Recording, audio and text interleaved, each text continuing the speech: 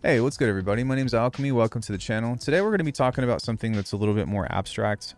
So bear with me, grab a coffee if you can, and just chill with me for a sec. Where do I start? So in music, especially in academia, there is this concept of audiation where you can practice the mindset of audibly singing out ideas or imagining ideas and using, even paper notation to mark that stuff out. I did a lesson with somebody the other day and they asked a question that I had asked other people, which is how do you find stuff that you can't necessarily imagine, or how do you write music that can't be notated? And I want to go into that because there's kind of a two-parter to it. First off, I want to say that I want to reframe the question.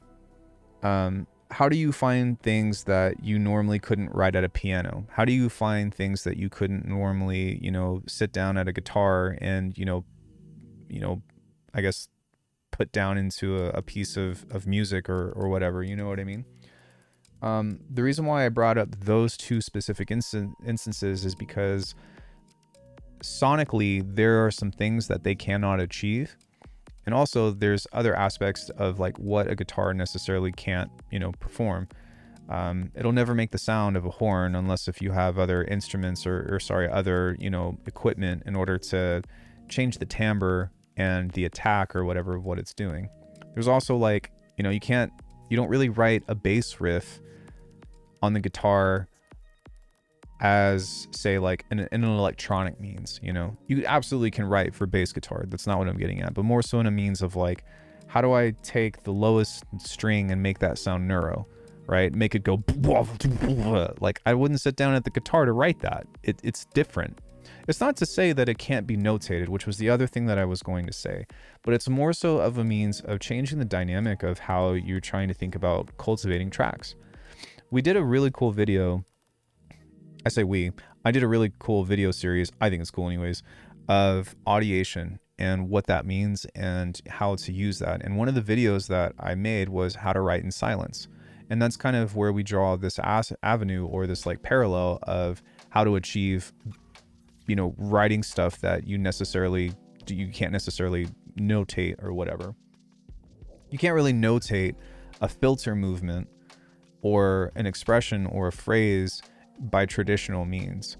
However, if I were to make a clip of something kind of like this, maybe I just go, maybe I'll make a new track and I do this. Well, for one, we have a piece of data, we have a piece of information, and this is the fundamental principle of every single electronic song ever written, and even anything that's notated within music, because in one of its most basic forms, if it's recorded, it is data, right? And so this clip is kind of magical because it can represent anything. You can literally put anything to this clip and say, that's what this is. And the parallel that I'm trying to draw is that if we can look at means of deciphering the data, then essentially you can write an entire beat or an entire thing, I guess, in seconds. So let's say I go boom, boom, boom, boom, boom, boom, boom, kind of like this. Okay, well, imagine this for a second. If this was a hi-hat, what would this sound like? If I took all these hi-hats, or, if I took all of these away and I had just a kick pattern, what would that sound like? You probably already know what this is if you have any experience in music production. And in a similar sense, when we talk about notation, this is just a digital version or a modernized version of that said notation.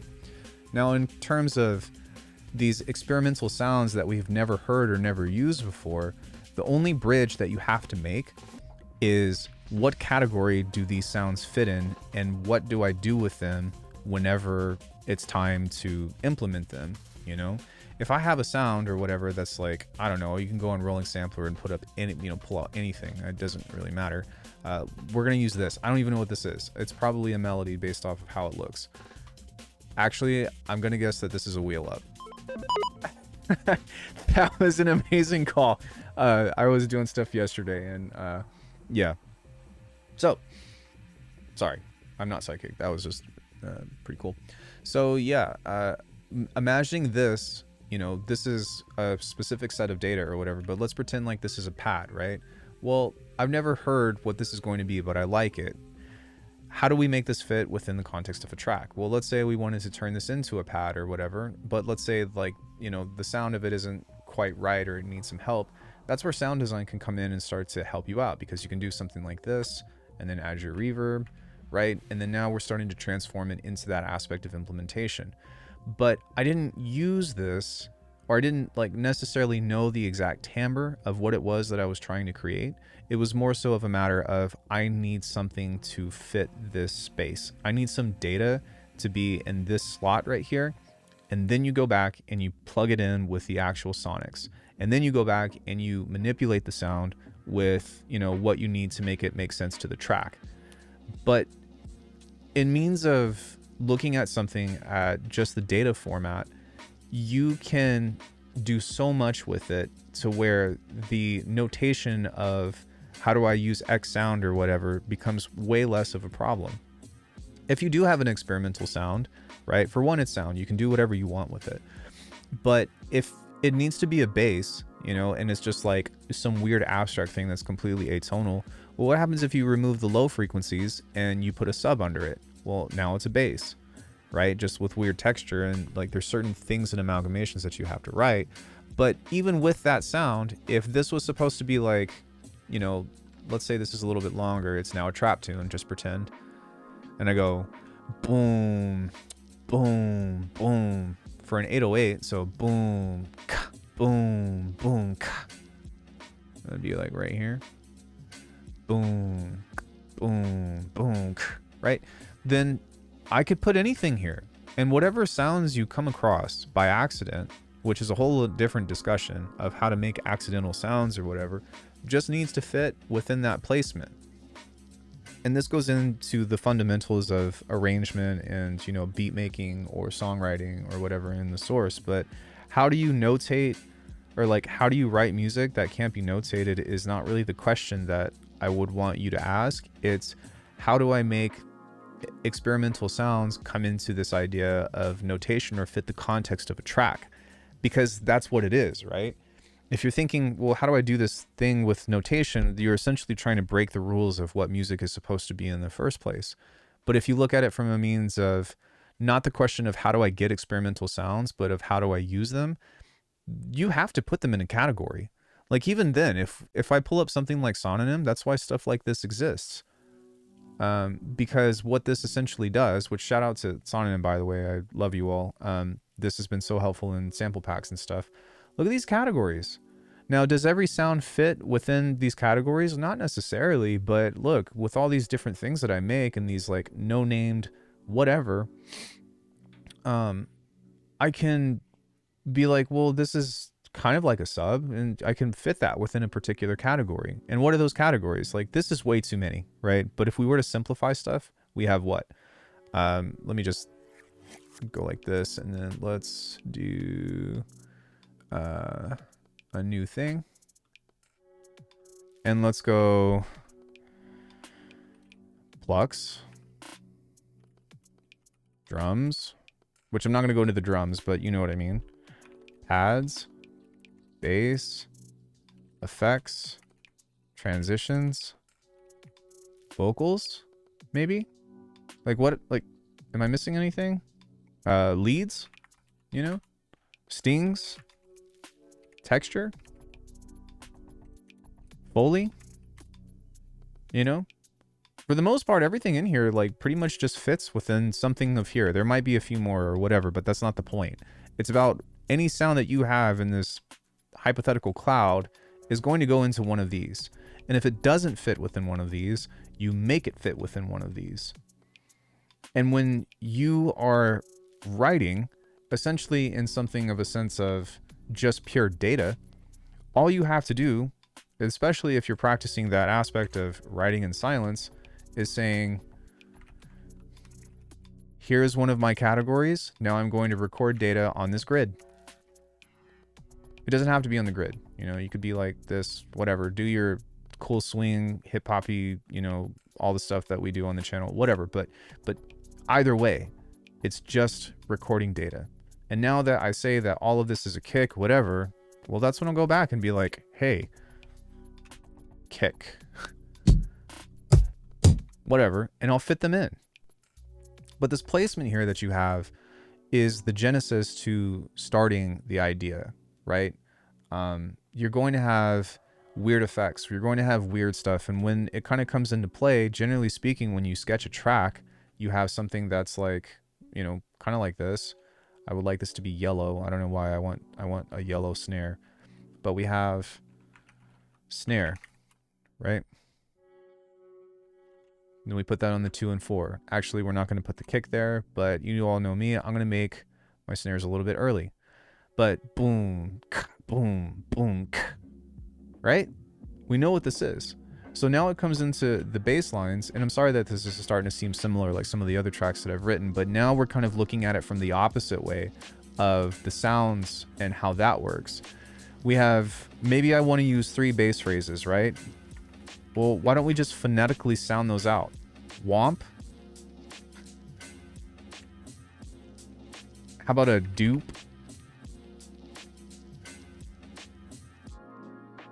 Maybe something like that. And then womp. So, womp. Do, do.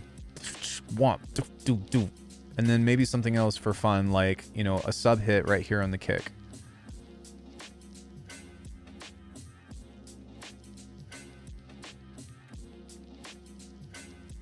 Because fundamentals are good. This is composition 101, essentially. But what I'm trying to do is help you paint the picture of what this is supposed to be when, or like how to think about whenever you come across experimental sounds, whenever you come across things that might not be super obvious, you kind of have to place them in. And, you know, let's say you have this as your, you know, 4-bar loop or whatever, 2, 3, 4, and let's say you do your changes, you know, for the sake, all intents and purposes, I'm just going to use change the kick placement. And then maybe on the second one here, I'll go boom, boom, right? And then we can duplicate this. So now we've got an A, B, A, B. And then on this one, we're going to use an experimental sound right here. That's going to be some weird ass, you know, crazy fill transition or whatever.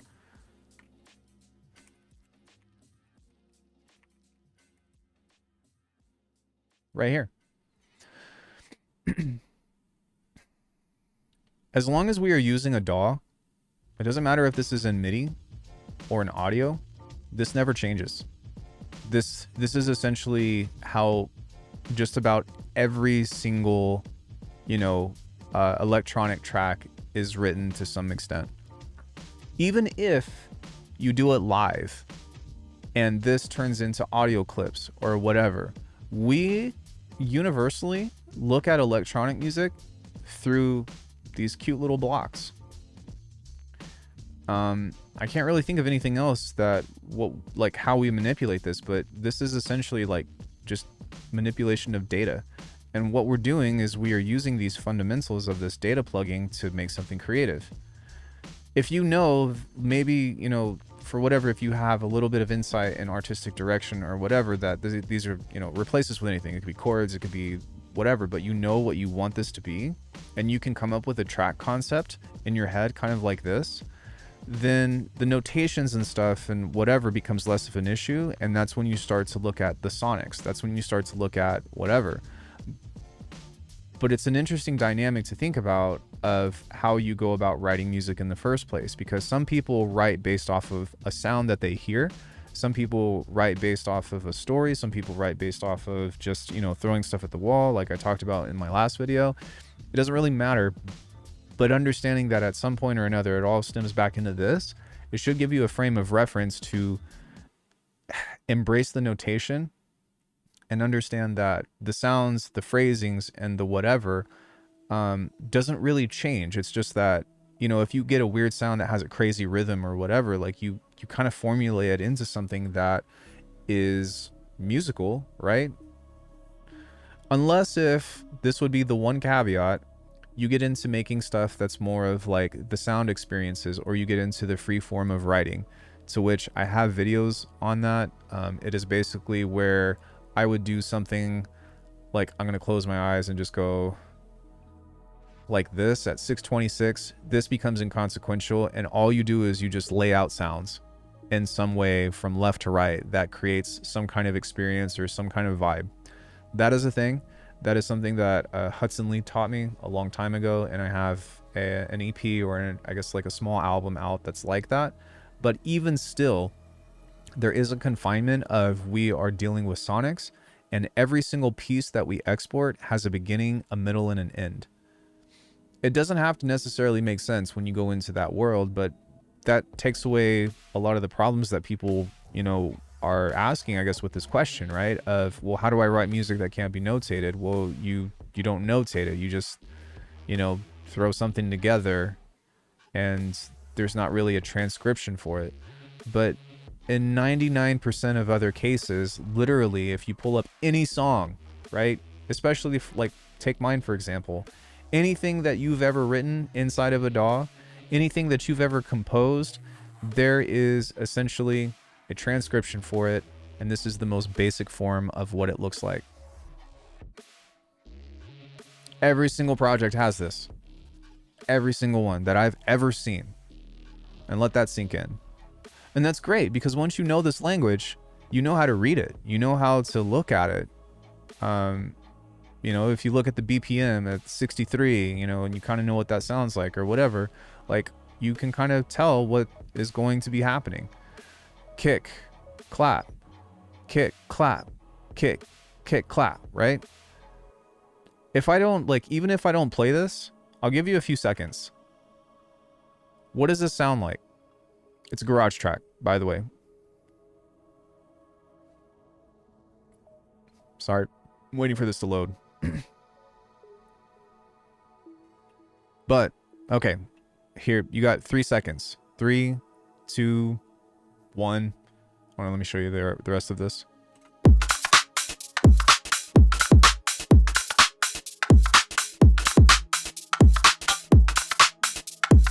Let me know in the comments if you guessed it right. Maybe not necessarily with the shuffles, but with the kick and snare pattern, right? And if you haven't, then this is a great way to cultivate. This is a great way to write. But like I said before, it's going to change the way that you think about writing production.